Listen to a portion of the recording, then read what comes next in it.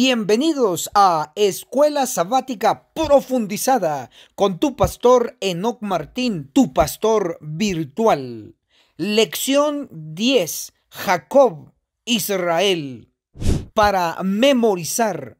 Y el varón le dijo: no se dirá más tu nombre Jacob, sino Israel, porque has luchado con Dios y con los hombres y has vencido. Génesis 32, verso 28. Nos enfocaremos a continuación en un par de secciones, nivel profundo y profético. Que lo disfruten. Palabra de Dios. En la sección titulada, en esta ocasión, el Israel moderno. La iglesia adventista del séptimo día. Lo respalda la Biblia y los libros inspirados. Vamos a comprobarlo. Si usted es parte de este bendito pueblo de Dios, felicitaciones. Si usted aún no es parte del pueblo de Dios, pues le insto a que investigue profundamente la verdad y lo descubra, y que sepa que unirse al pueblo de Dios es un privilegio, pero también una gran responsabilidad. Bien, dicho eso, vamos a explicar que el Israel antiguo fue un ejemplo del Israel de los últimos días de nuestro tiempo, el Israel moderno. El Israel antiguo, podemos citar alguna referencia como Éxodo, el capítulo 5, el versículo 2, declara: Faraón dijo: ¿quién es el Señor para que yo escuche su voz y deje ir a Israel? Subraye Israel. No conozco al Señor y además no dejaré ir a Israel. Entonces, este Israel aquí no es el personaje individual, sino que es el pueblo que estuvo esclavizado en Egipto. Este Israel no es el moderno, es el antiguo. Y voy a citar Deuteronomio, el capítulo 32, el versículo 7. Declara: acuérdate de los tiempos antiguos. Y hoy nos estamos acordando del Israel antiguo, que fue un ejemplo del Israel de hoy, Israel moderno. Ahora, tenemos que descubrir quién es el Israel de hoy, el Israel moderno, para que usted lo sepa, quién es el pueblo actual del Dios Todopoderoso. ¿Listos?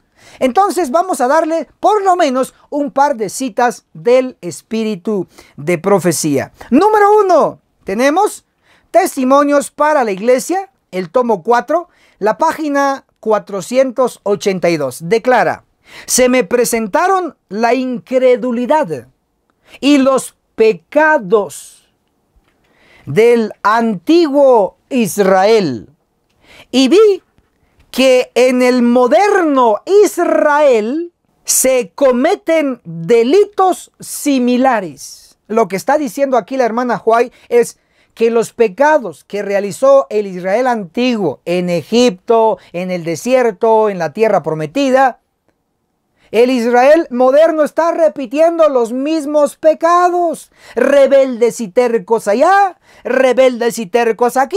Les pongo un ejemplo. El Israel antiguo en el desierto decía: oh Moisés, ¿por qué nos trajiste al desierto a morir? Mejor hubiéramos muerto en Egipto. Allá nos daban carne, nos daban pescado y gratis, y tú aquí nos traes a morir al desierto. Querían carne y Dios les dio carne. No les daba carne, no porque no podía darles, sino porque no quería, sino porque quería cuidarles la salud. Pero ellos exigieron y exigieron, y Dios les dio que se hartaran la carne. Y les dio codornices, y la carne de las codornices estaban en sus bocas cuando se murieron. Se murieron por rebeldes y tercos. Ahora, en el Israel moderno, Dios dice, en Consejos sobre el régimen alimenticio, libro de Elena de White, donde nos dice: ni un gramo de carne debiera entrar en nuestro estómago. Pero no entra un gramo, entra media libra, entra una libra de carne asada, de pollo frito, de etcétera, etcétera, entra la carne. Rebelde Israel antiguo, rebelde Israel moderno. Si usted todavía no está siguiendo las instrucciones avanzadas hacia el pueblo de Dios y el Israel moderno, escriba ahí abajo: ministro, yo necesito urgentemente un coco wash, un lavado de cerebro, porque no entendemos. ¿Y cómo vamos a hacernos un lavado de cerebro, un coco wash? Con ayunos todos los martes, y cada fin de mes, el último martes de mes, 3 días, martes, miércoles y jueves. Al momento de la grabación estoy en el tercer día de ayuno internacional. No solo yo, sino que me acompaña un séquito de hermanos a nivel mundial, a nivel de muchos países. Gracias a Dios por ello. Pero si necesita un coco wash, hágalo. Súmese con nosotros y le vamos a apoyar inclusive con libros gratis, cursos de nuestra agencia misionera con sede en Guatemala para usted. Entonces, vamos a dar una segunda referencia del espíritu de profecía aquí en el libro electrónico Testimonios para la Iglesia, el tomo 9, en la página 131 declara: los adventistas del séptimo día, el Israel de hoy.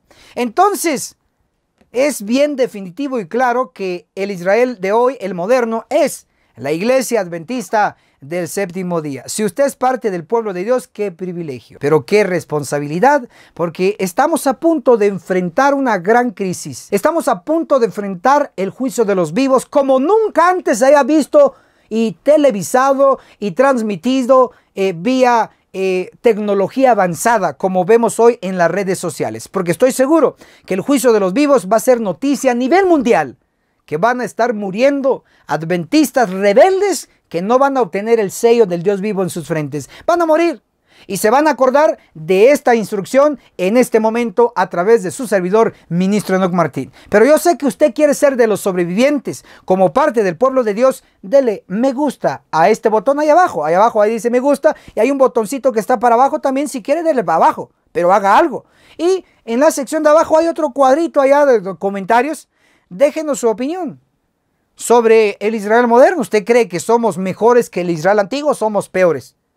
Su opinión es importante, lo voy a leer. Muchas gracias. Y por favor, puesto que tenemos que vernos en la cumbre del Monte Sión, pero ninguno de aquellos que no hacen obra misionera, ninguno de aquellos que no están activos en la obra de Dios, ninguno de aquellos que no están en los negocios del Señor va a estar en el Monte Sión, ninguno de ellos. Solo los que hacen todo lo posible.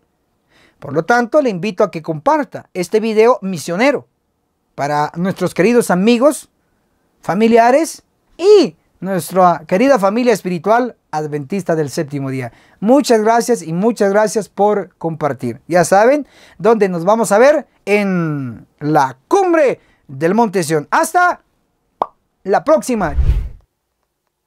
Bienvenidos a la sección titulada Paralelismo, Iglesia Adventista e Israel Antiguo. Vamos a explicar a la luz de la Biblia con profundidad la relación entre el Israel antiguo y la Iglesia Adventista, el Israel de hoy. Entonces, hagamos el paralelismo. Desde el llamamiento de Abraham de parte de Dios, y esto lo encontramos en Génesis capítulo 12, hasta la entrega de la ley en el monte Sinaí, y también la organización de la iglesia judía, transcurrió un tiempo de 430 años. Este cómputo de años está registrado en Éxodo capítulo 12, verso 41. Pero también tenemos que saber que el espíritu de profecía lo comprueba y lo corrobora. Patriarcas y Profetas en la página 824 declara así. Pero Pablo en Gálatas 3, verso 15 al 17, dice que desde el tiempo en que se hizo el pacto con Abraham hasta que se dio la ley en el Sinaí, pasaron 430 años. Entonces, hasta aquí ya tenemos que estos 430 años, su punto de partida es desde el llamamiento de Abraham hasta la entrega de la ley en el monte Sinaí. Sin embargo, también tenemos que saber que estos 430 años están divididos aquí en el comentario de Patriarcas y Profetas en la página 824. Y dice así: el tiempo que realmente pasaron en Egipto no pudo ser más que 215 años. Ahora, nótese que el cómputo completo es 430 años. El tiempo que estuvo realmente el pueblo de Israel en Egipto fue 215 años, como lo hemos leído. Es decir, desde que Jacob y su familia entraron a Egipto hasta que salieron de Egipto y llegaron al monte Sinaí, transcurrieron 215 años. Eso indica que desde el llamamiento de Abraham hasta que Jacob y su familia ingresan a Egipto, también transcurrieron 215 años.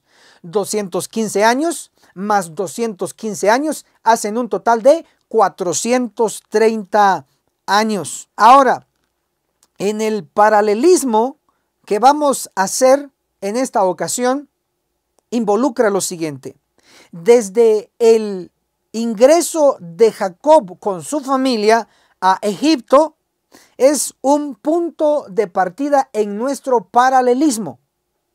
Veamos, fueron 70 almas que entraron a Egipto según Génesis 46, el verso 27. Y hasta que se dio la ley en el monte Sinaí, transcurrieron los 215 años. No solo se dio la ley, sino que también se organizó la iglesia judía. Léase Gálatas capítulo 4, lo corrobora, que fue en el Sinaí donde se organizó la iglesia judía.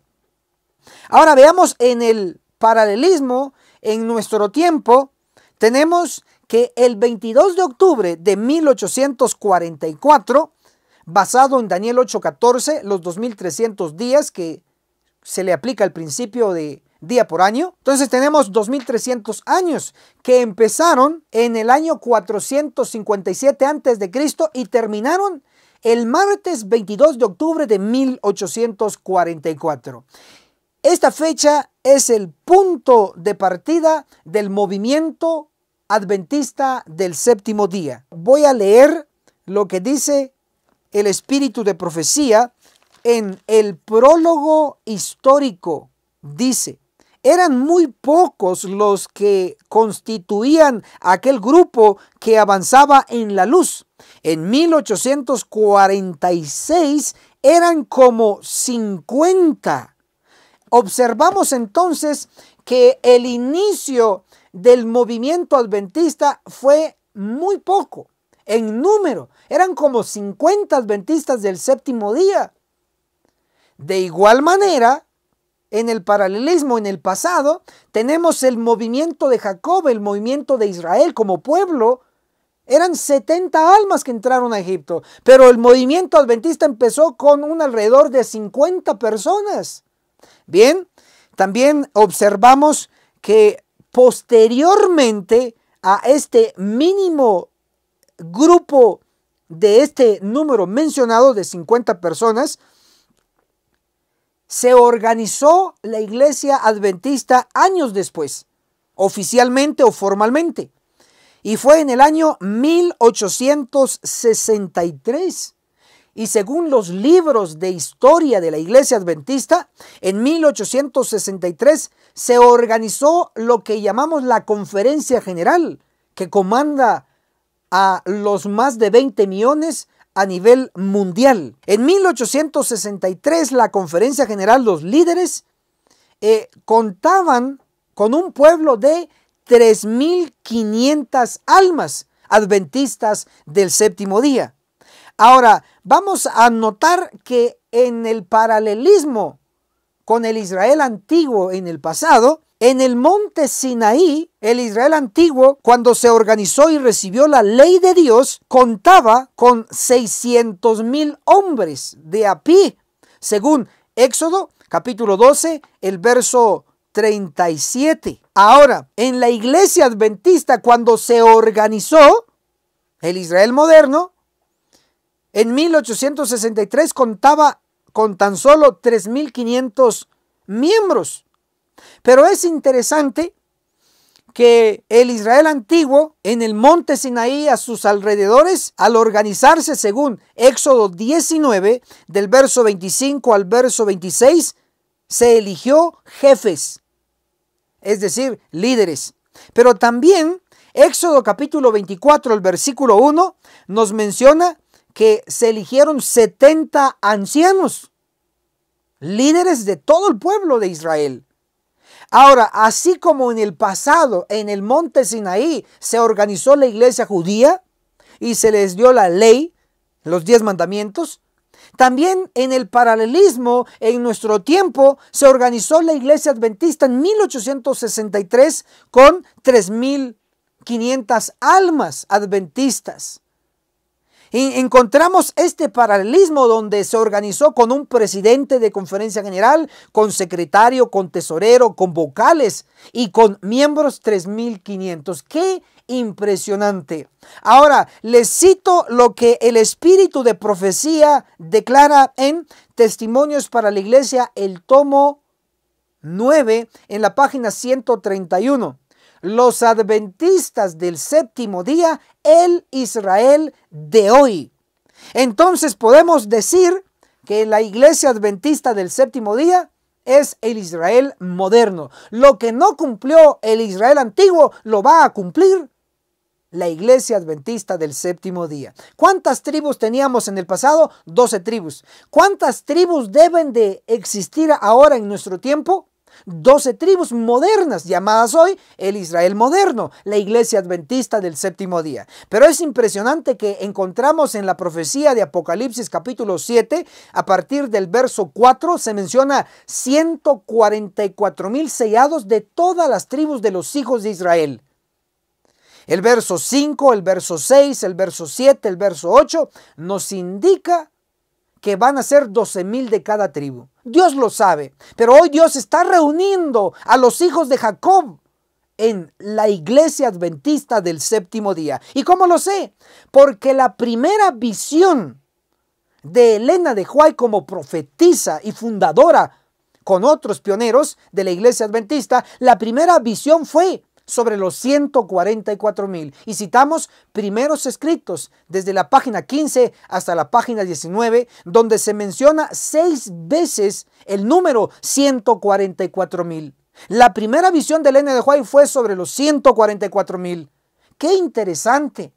Así como en el pasado hubieron 12 tribus que conformaban el pueblo de Israel, hoy en el presente, al final, después del juicio de los vivos en la iglesia adventista, cuando se cumpla la matanza a través de ángeles con espadas en la iglesia, solamente van a quedar vivos los sellados, es decir, 144,000, las 12 tribus modernas, la iglesia adventista del séptimo día, pero ya purificada. Entonces, en síntesis, podemos decir con estas evidencias extras que la iglesia adventista del séptimo día es el Israel de hoy, y Dios está seleccionando entre los millones de adventistas los sellados, 144,000 fieles, verdaderos adventistas del séptimo día. Hermano y hermana, gracias por llegar hasta aquí. Dele me gusta a este video porque es palabra de Dios. Déjenos su opinión en la sección de abajo y comparta, por favor, en las distintas redes sociales este video lleno de verdad. También les recomendamos, para que tengan más información sobre los 430 años, nivel profundo, nivel profético, les recomendamos el video que ve ahí en su pantalla, su portada, Ezequiel 4, profecía del mensaje de 1930. Que lo disfruten. Muchas gracias. Jacob e Israel, representantes de la real verdad presente. Vamos a dirigirnos al primer análisis, y es el primer grano. Y en este caso voy a explicar que lo ejemplificó también una persona. Y si va a anotar, va por orden cronológico. En este caso, le debo de recordar que el patriarca Abraham aparece en primer lugar. Luego viene su hijo, y sabemos que fue Isaac. Y seguidamente viene el hijo de Isaac, en este caso Jacob. Y Jacob cambió su nombre a Israel. Y de Israel vienen las tribus formando un movimiento, el movimiento de Israel antiguo. Y así sucesivamente. Pero ven que es un orden, no es al revés, primero Isaac y después Abraham, o primero Jacob y después Isaac, no, sino que lleva un orden cronológico como conforme vinieron a este mundo. Primero llegó Abraham, luego Isaac y seguidamente Jacob. Ese es un orden, eso es indiscutible, así que vamos a avanzar con eso en mente. En cuanto a Abraham, notamos que Pablo en Hebreos capítulo 11, el versículo 8, todos por favor copiar y pegar en los comentarios. Hebreos capítulo 11, el versículo 8 dice así: por la fe, Abraham, cuando fue llamado por Dios, obedeció para salir del lugar que había de recibir por herencia. Lo que voy a resaltar es aquí que Abraham usó la fe. Y por fe salió de su territorio rumbo a un territorio desconocido que luego se le llamó la Canaán terrenal, la tierra prometida. Hoy se le conoce como el Medio Oriente, la Tierra Santa. Entonces, pero fue por fe que él actuó. Por lo tanto, Abraham con sus acciones, con su vida, ejemplificó la verdad de la fe. Entonces, coloque ahí en los comentarios. El personaje en este caso es Abraham. Y a la par colóquele fe, porque él fue el padre de la fe. Ok. Ahora, tenemos que ver también que después de Abraham viene otro personaje que ejemplificó otra verdad. Y en este caso viene siendo su hijo Isaac, y lo encontramos en Gálatas. Vamos al Nuevo Testamento, porque ahí ya está interpretado gran parte de las verdades del Antiguo Testamento. Capítulo 4, por favor, el versículo 27 dice así: porque está escrito: alégrate estéril que no das a luz, prorrumpe y clama la que no está de parto, porque más son las hijas de la dejada que de la que tiene esposo. Luego, Gálatas 4, verso 28, dice: así, hermanos, como Isaac, nosotros somos hijos de la promesa. Entonces está hablando de Sara, está hablando de Isaac. Pero aquí está la clave, oído esto. Gálatas 4, 29 dice: pero así como entonces el que había nacido según la carne, debe entenderse como Ismael, hijo de la sierva Agar, ¿se acuerdan? Gálatas 4:29. Pero así como entonces el que había nacido según la carne, Ismael, perseguía al que había nacido según el espíritu, Isaac, así es también ahora. Entonces observen que al hijo de Agar, que era la sirvienta de Sara, inclusive también de Abraham, se le llamó a este hijo Ismael, pero era según la carne. Pero al hijo de Sara, que Cristo le prometió a Abraham de que iba a tener un hijo y del cual iba a haber una infinidad de personas como la arena del mar, a ese hijo se le llama el hijo según el espíritu. Ahora les explico brevemente porque lo tenemos que comprender. Oídos, centrémonos. ¿Por qué se le llama a Isaac el hijo según el espíritu? Sencillo. Porque fue un milagro. Abraham ya estaba viejo. Abraham ya estaba arrugado, literal, hermanos. Abraham ya estaba lleno de canas. También su esposa Sara. Ya no estaban en la edad para tener un hijo. Ya ese plan estaba descartado, el de tener un hijo. Pero aún viejos, tanto Abraham dice, ya mi cuerpo está como muerto. Así se describe Abraham. Entonces era un milagro que de Abraham todavía pudiese embarazar a Sara. Y Sara, en ese vientre ya viejo, pudiese encontrarse lo que es un espermatozoide con un óvulo y engendrar allí a un hijo. Ya estaba fuera de tiempo, pues. Por eso es que Sara se rió cuando escuchó que iba a tener un hijo. O sea, claro, era natural, ya estaba viejita.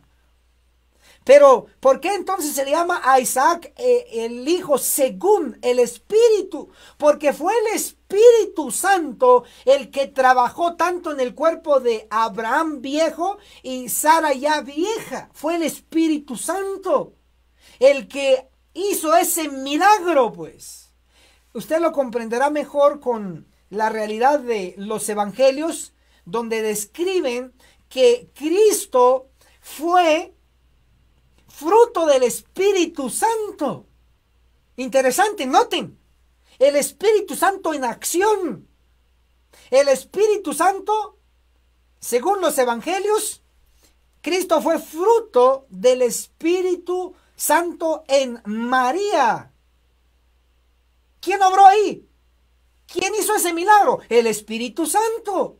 Igualmente, así como el Espíritu Santo hizo un milagro, ojo en esto, en María, la madre de Jesús, también el Espíritu Santo hizo un milagro en Abraham y Sara, ya viejos, y Sara quedó embarazada de Abraham, pero como milagro, porque los dos estaban fuera de edad. Por eso se le dice que Isaac es el hijo según el Espíritu. ¿Por qué? Porque el Espíritu Santo es el que realizó ese milagro en el cuerpo de Abraham y Sara para tener a Isaac. En resumen, entonces, Abraham ejemplificó la verdad de la fe, padre de la fe. Ahí escríbalo. Y luego viene Isaac. Isaac ejemplificó la verdad del Espíritu Santo. Impresionante. Entonces coloque en los comentarios Isaac igual la verdad del Espíritu Santo. Llevamos ya dos. Después de Isaac tenemos a un personaje más. Usted sabe que en Génesis se describe a este personaje.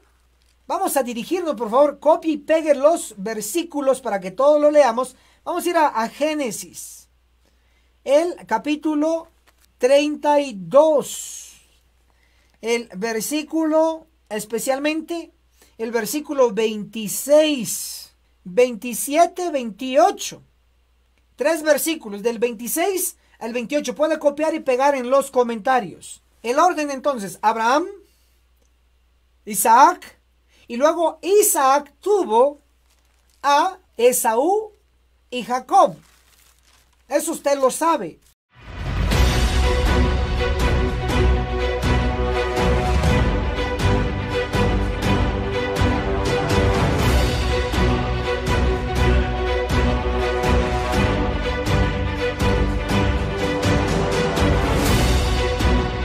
Escuchas Radio Reino.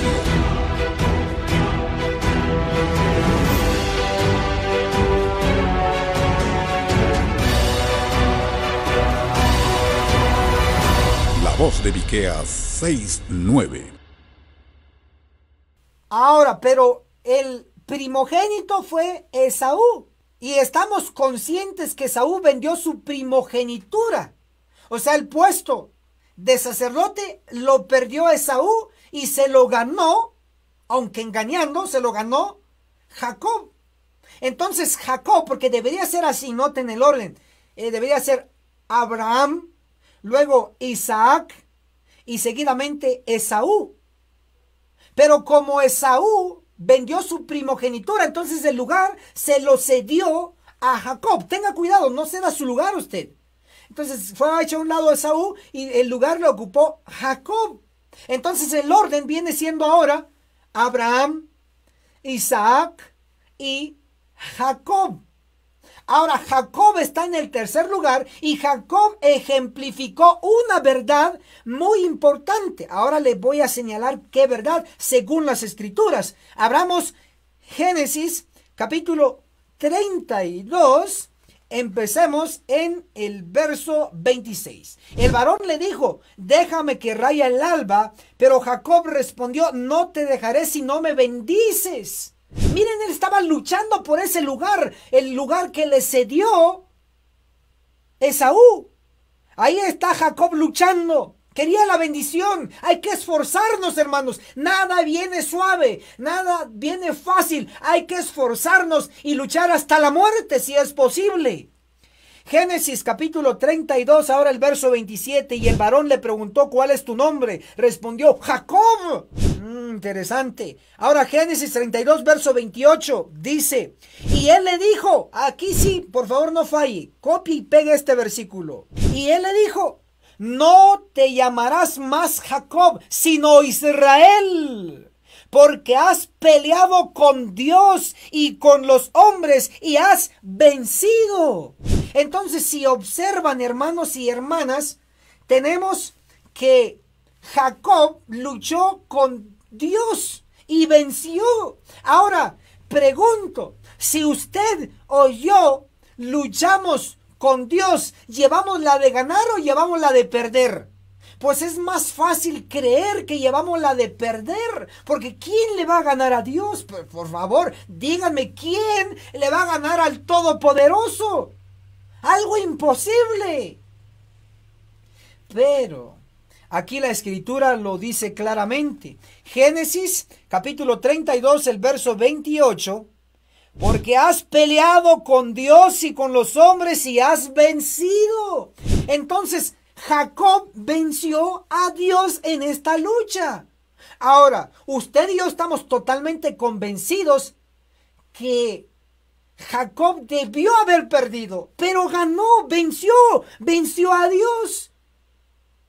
¿Y cómo se llama cuando alguien se le da algo que no merece? En este caso, Dios se dejó ganar de Jacob. Jacob no merecía ganar, pero Dios se deja ganar. Y se lo coloco más claro. El personaje aquí que está bajo el título de Dios es Cristo.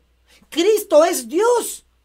Cristo luchó con Jacob, Jacob luchó con Cristo. Y Cristo se dejó ganar como Dios ante Jacob. Ahora la pregunta es, ¿por qué se dejó ganar? Si Jacob no se lo merecía. Si Jacob era engañador como usted y como yo. Si Jacob era pecador. Era indigno. No merecía ganar. Pero Cristo como Dios se deja ganar por un hombre. ¿Y cómo se llama cuando alguien le da un regalo a alguien que no merece ese regalo, pero aún así se lo da? Se llama gracia. La verdad de la gracia es recibir algo inmerecido. Entonces, ¿por qué ganó Jacob, un hombre de carne y hueso, contra Dios, contra Cristo? ¿Por qué le ganó? Por gracia, porque Cristo le dio ese regalo de ganar. Entonces, Jacob ejemplificó la verdad de la gracia.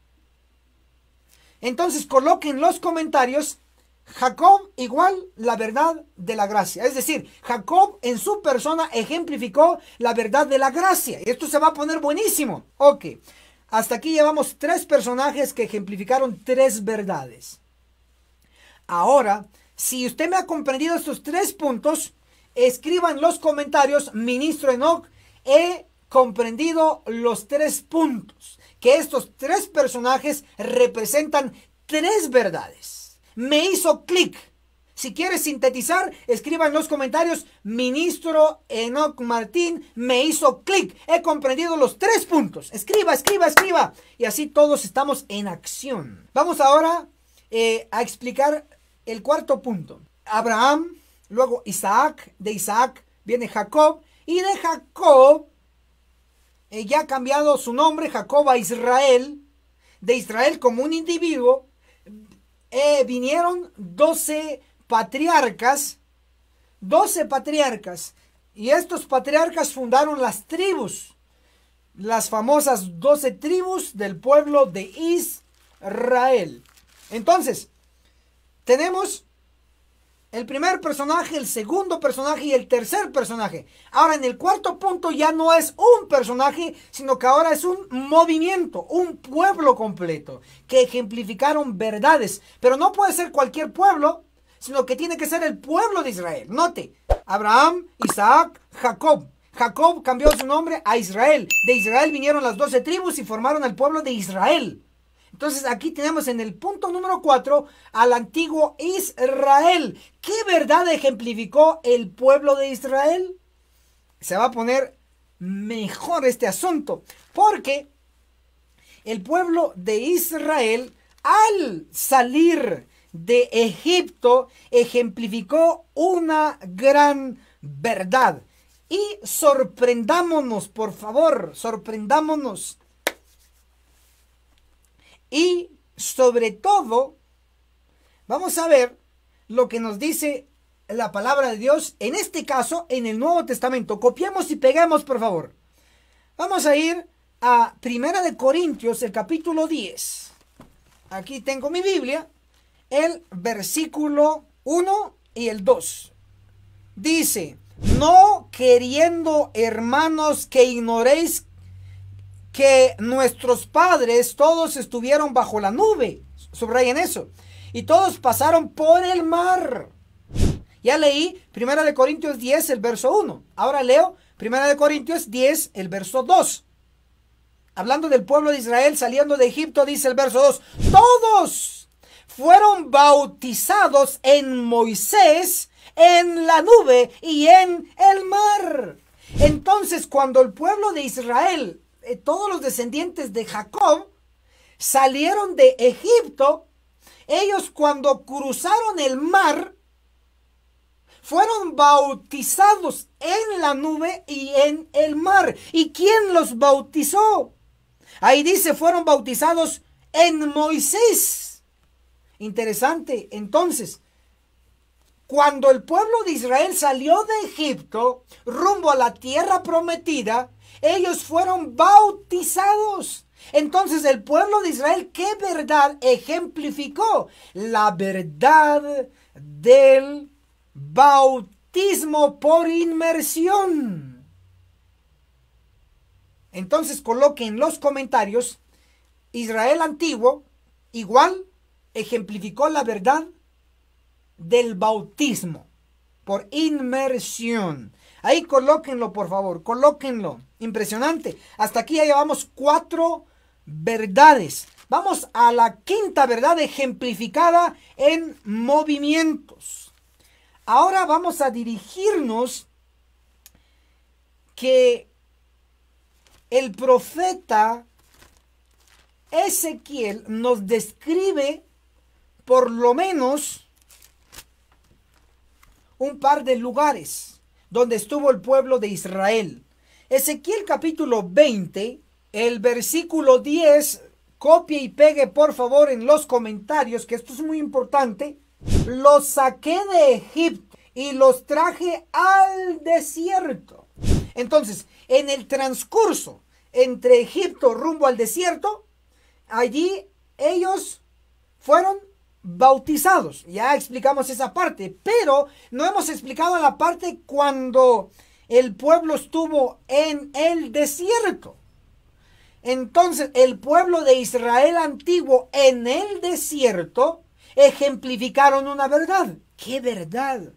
Bueno, usted sabe, basado en, no un capítulo, no en un versículo, sino basado en libros. En Génesis, Éxodo, Levítico, Números y Deuteronomio. En estos 5 libros, llamados el Pentateuco, está registrado lo que se realizó en el desierto. ¿Y qué se realizó en el desierto? Bueno, el pueblo de Israel antiguo instituyó por primera vez lo que hoy conocemos como el santuario terrenal, que luego Pablo lo explica en Hebreos capítulo 8, e inclusive en el capítulo 9, sobre el santuario terrenal, y añade luz sobre el santuario celestial. Pero hoy quiero enfocarme en lo que estaba pasando en la tierra cuando el pueblo de Israel antiguo se trasladó o se mudó al desierto. En el desierto, ¿qué verdad ejemplificaron ellos? Bueno, sabemos que lo que se restauró o se inició de manera como la conocemos ahora, como el atrio, el lugar santo y el lugar santísimo, todo eso, lo del santuario terrenal y sus departamentos o sus divisiones. Eso se estableció en el desierto. ¿Por quiénes? Por el pueblo de Israel. Entonces podemos definir que el pueblo de Israel antiguo en el desierto ejemplificó la verdad del santuario. Entonces escriba en los comentarios: Israel antiguo en el desierto igual ejemplificó la verdad del santuario. Escríbalo ahí. Noten qué impresionante cómo Dios fue revelando sus verdades. Primero por personajes, luego por movimientos. Y esto se va a poner buenísimo. Escriba en los comentarios: Ministro Enoch Martín, hasta aquí he comprendido el punto número 5 de que el pueblo de Israel antiguo en el desierto ejemplificaron la verdad del santuario. Escriba ahí: Ministro Enoch Martín, me hizo clic en el 5.º punto. Escriba, todos por favor, todos en acción, en los comentarios. Acuérdense que aquí es algo dinámico, no es algo estático. Usted actúa, yo actúo y todos trabajamos para el Señor. Si usted se acaba de sumar, dele me gusta a esta transmisión y comparta en su muro y en grupos de Facebook o WhatsApp donde pueda, pero comparta. Así todos hacemos una parte. Vamos a el 6.º punto. Y viene siendo que el pueblo de Israel no solo estuvo en Egipto, no solamente cruzó el mar, sino que estuvo en el desierto, ya lo explicamos. Pero después del desierto, ¿a dónde se dirigieron? Para ello, vamos a leer lo que dice Ezequiel capítulo 20. Miren qué dice aquí Ezequiel capítulo 20. Copiar y pegar, por favor, los versículos. Ezequiel 20, en el versículo 27 y 28. En la parte del 27, la última parte, dice: así dice el Señor el Eterno, aún en esto me afrentaron vuestros padres cuando se rebelaron contra mí. Siempre el pueblo rebelde. Ezequiel 20, ahora el verso 28, ahí está la clave. Porque yo los traje a la tierra que con mi mano en alto juré que les daría.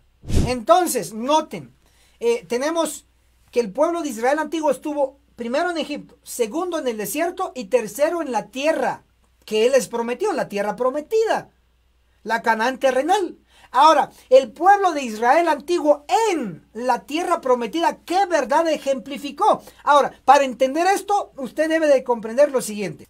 El pueblo de Israel antiguo en el desierto, como bien es conocido, estuvieron vagando en el desierto durante 40 años. No eran sedentarios, sino que eran nómadas. Estuvieron dando vueltas en el desierto. ¿Cuánto tiempo? 40 años. ¿Por qué? Por rebeldes, por incrédulos. Ok. 40 años dando vuelta ahí. No tenían descanso, siempre dando vueltas. Donde la nube se movían ellos.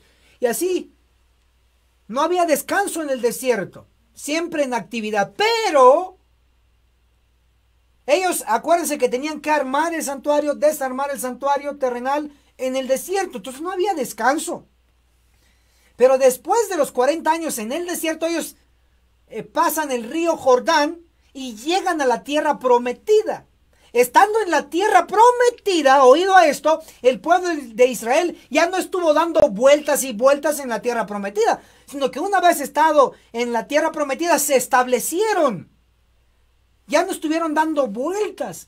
Podemos decir entonces que el pueblo de Israel, estando en la tierra prometida, reposó. Ya no estuvieron dando vueltas con el santuario terrenal, sino que se establecieron. Entonces el pueblo de Israel antiguo reposó en la tierra prometida. Descansaron pues. Por lo tanto decimos que el Israel antiguo en la tierra prometida, ejemplificaron la verdad del sábado, la verdad del reposo. ¡Wow! Esto es sorprendente. Pero esto no termina aquí. Pero sí ya podemos hacer la conexión. Tenemos 3 personajes que ejemplificaron 3 verdades. Tenemos 3 movimientos que en realidad es el pueblo de Israel antiguo, solo que en diferentes lugares. Hemos explicado que estos 3 movimientos de Israel antiguo ejemplificaron también 3 verdades. Entonces, 3 personas con 3 verdades, ejemplificando 3 verdades. 3 movimientos en distintos lugares, ejemplificando 3 verdades. Sumemos 3 más 3, 6. 6 verdades. Ahora, aquí está el punto. Ezequiel, el capítulo 4, el versículo 9 dice: toma para ti trigo 1, cebada 2, habas 3, lentejas 4, mijo es 5, espelta 6. ¿Cuántos granos entonces se menciona en Ezequiel 9:4? Se menciona 6 granos. ¿Cuántas verdades hemos visto que vinieron punto por punto y paso por paso? 6 verdades también. Por eso decimos que estos 6 granos de Ezequiel 4 versículo 9 representan 6 verdades. Desde la verdad de la fe hasta la verdad del séptimo día, el sábado, el reposo del pueblo de Dios. Impresionante. Pero recuérdense que el número 6 es número de hombre. El número 6 no es un número perfecto. Pero hay un número que sí es perfecto. ¿Implica entonces que todas las verdades terminaron con la verdad del sábado? No. Ahora observe y leamos nuevamente Ezequiel capítulo 4, el versículo 9. Toma para ti trigo 1, cebada 2, habas 3, lentejas 4, mijo 5 y espelta 6. 6 granos, 6 verdades. Pero ahí terminan todas las verdades con el sábado. No, sigo leyendo. Ponlo en una vasija y hazte pan de ello para el número de los días que te acuestes sobre tu lado. Quiero resaltar aquí que son 6 verdades que fueron reveladas por 3 personajes y por 3 movimientos. Ya lo expliqué. Pero el 6 es número imperfecto. El 7 es perfecto. Después de los 6 granos o con los 6 granos se tenía que hacer un pan. El pan viene siendo el séptimo elemento, donde se reúne todos los granos. En otras palabras, donde se reúne todas las 6 verdades que Dios vino revelando de tiempo en tiempo. La verdad de la fe, la verdad del Espíritu Santo, la verdad de la gracia, la verdad del bautismo, la verdad del santuario terrenal, la verdad del sábado. Estas verdades se tenían que reunir en una vasija, en un lugar, y se tenía que hacer de estos 6 granos o 6 verdades, se tenía que hacer un pan. El pan viene dando el séptimo elemento, el número 7, la perfección. O sea, la perfección solo se alcanza cuando se suma, no cuando se resta. En este caso, estoy hablando de verdades, El pan, el séptimo elemento, el 7, la perfección. El libro Hechos de los Apóstoles, capítulo del Apocalipsis, página 467, dice sobre el 7. El número 7 indica algo completo. ¿Observan entonces? Entonces, el 6 es algo incompleto. El 7 es algo completo. Entonces tenemos la verdad de la fe hasta la verdad del sábado. Pero le hacía un elemento más falta. ¿Qué otra verdad falta allí? Esenciales para ser completo.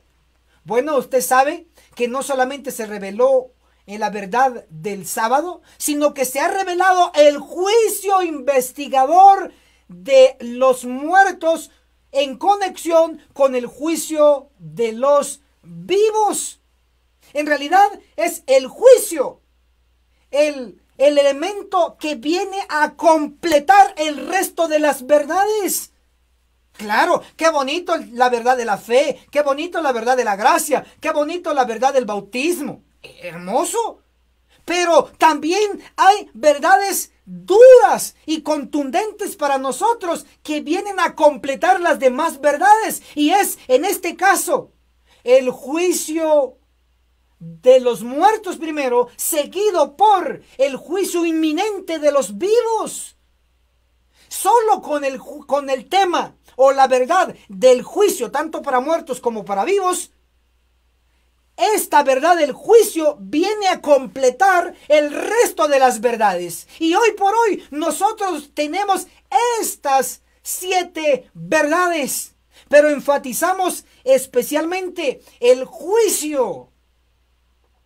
Pero como usted y yo estamos vivos, hoy no tocaré el juicio investigador de los muertos, que usted sabe que empezó el 22 de octubre de 1844 en el santuario celestial. Hasta hoy sigue ese juicio de los muertos, pero cuando termine el de los muertos va a empezar el de los vivos, va a empezar el de usted, el mío. Y entonces, ¿estamos preparados? Muy posible no. Por eso hoy me estoy dando a la tarea de llegar a usted, a su propia casa, con este poderoso mensaje.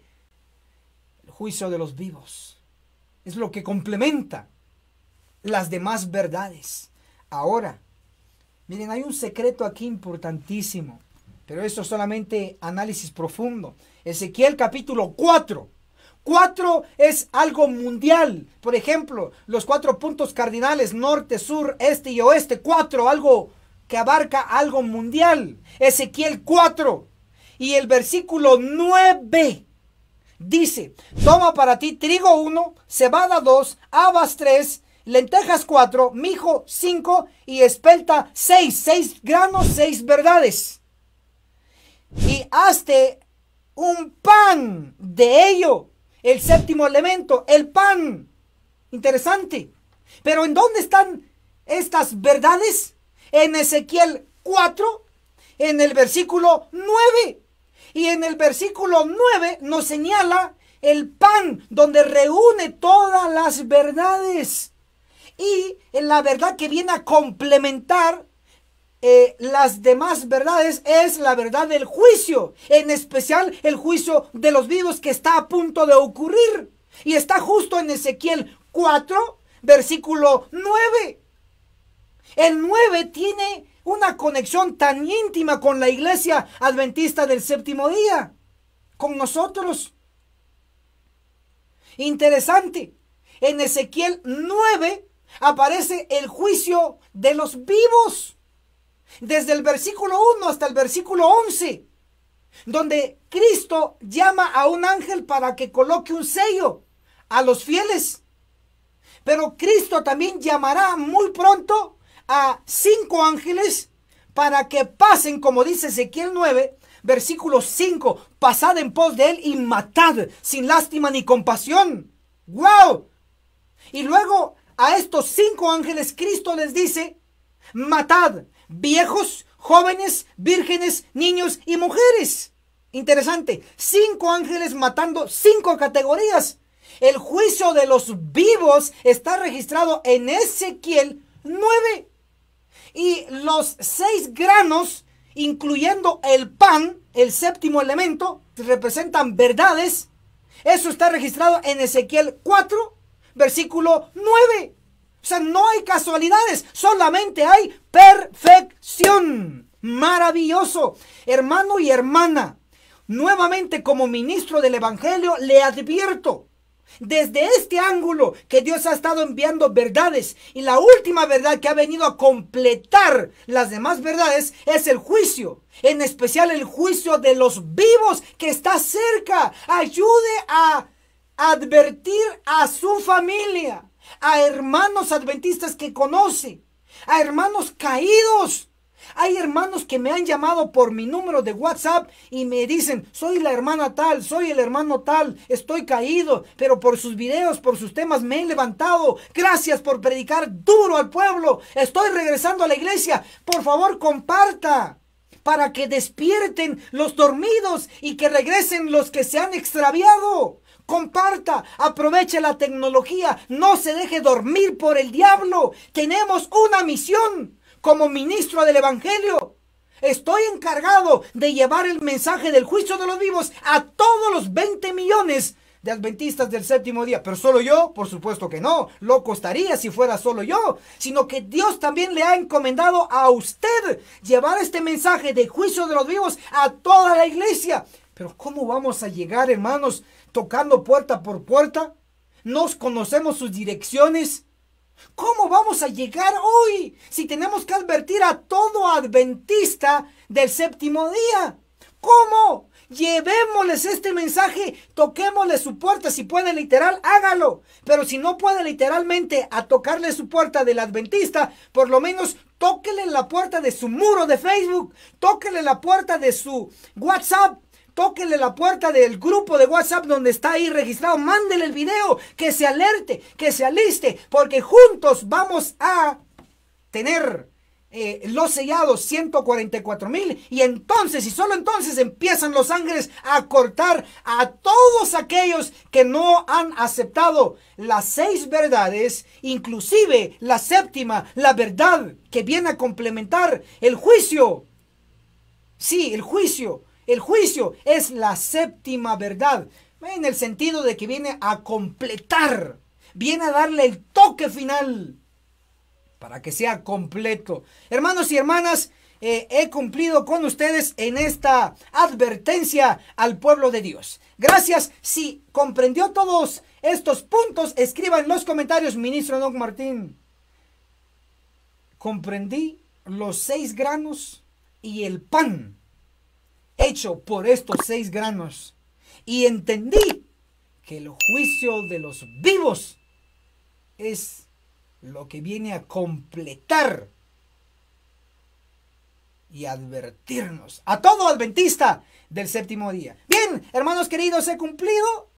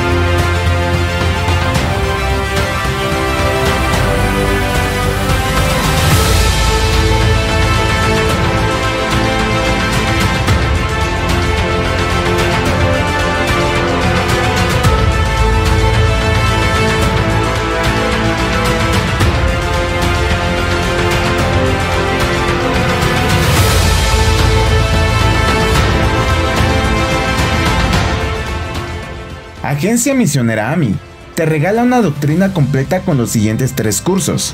Apocalipsis, el perfecto arte profético, con el autor, Pastor Enoch Martín, donde se explica todo el libro de Apocalipsis, que consta de 22 capítulos. Daniel, el perfecto arte profético, donde explicamos capítulo por capítulo de dicho libro profético. El testimonio de Jesús, 100% bíblico, que consta de 22 lecciones. Puedes comunicarte con nosotros a nuestro número de WhatsApp, más 502 42 29 77 86. Recuerda, no es vendido, es gratis.